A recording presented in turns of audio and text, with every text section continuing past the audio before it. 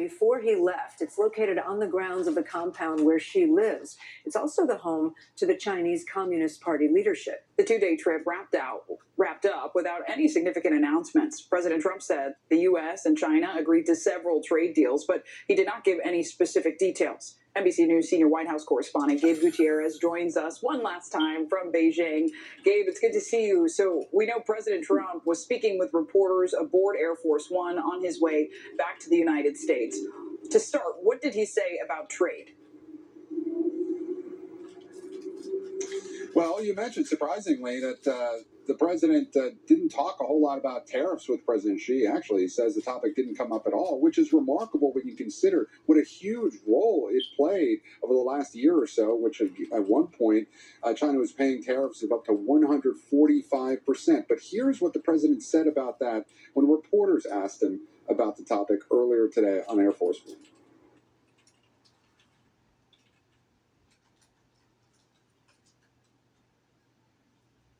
Say almost everything you could, except for a reduction of tariffs. Now, Kate and Clay, you mentioned that the administration talked about some possible trade deals, though we are light on specifics. The president saying that China agreed to buy some 200 Boeing craft with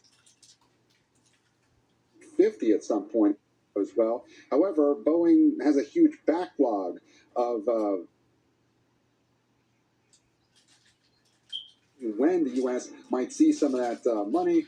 The president also said that she discussed AI guardrails as well as potentially buying billions of dollars in soybeans, news that could be of very high interest to American farmers, although, again, no specifics, Kate and Clay. Yeah, the war with about.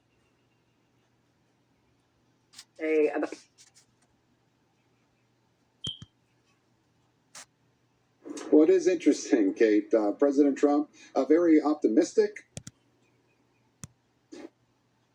between the U.S. and Iran regarding the Strait of Hormuz and potentially getting China to convince Iran to come back to the negotiating table. But we saw no such confirmation of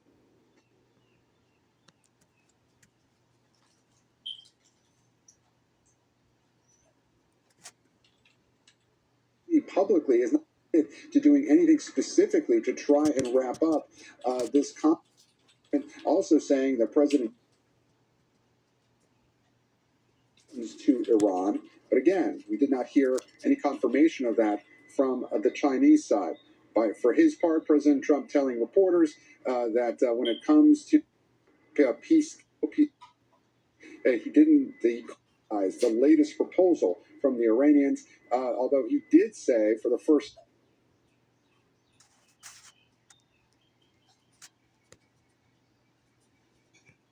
So that'd be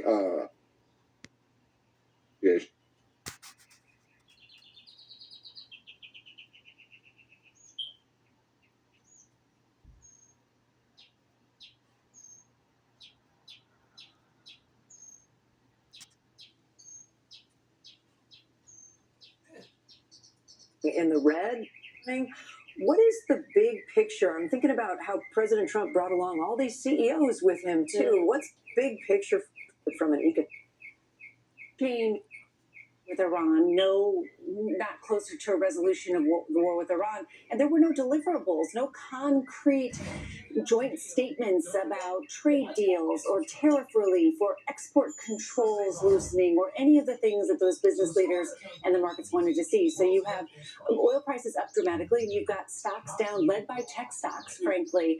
They had been near record highs in the stock market. So let's also be very clear here. Markets were going up, up, up, up. They just didn't see a lot of substance from what was, maybe stability is the best you could hope for in this very important trade relationship, but they didn't see any substance. And Christine, there will be a new boss at the Fed starting Monday, and Keven. What does that mean for American consumers as inflation is outpacing wages? Yeah, this is so fascinating because Keven Warsh was somebody the president appointed and was really cheering for because the president wants interest rates to be slashed immediately.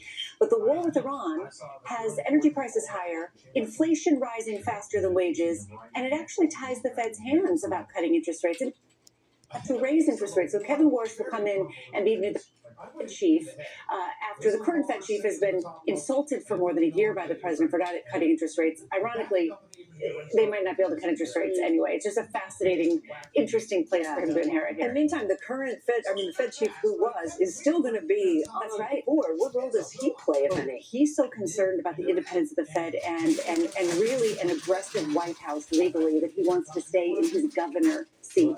So you choose the Fed chief from the governors. When their term expires as chief, usually they leave the Fed board. He's got another year and a half on the board. He says he's going to stay for now. All right, Christine Rummins, thank you.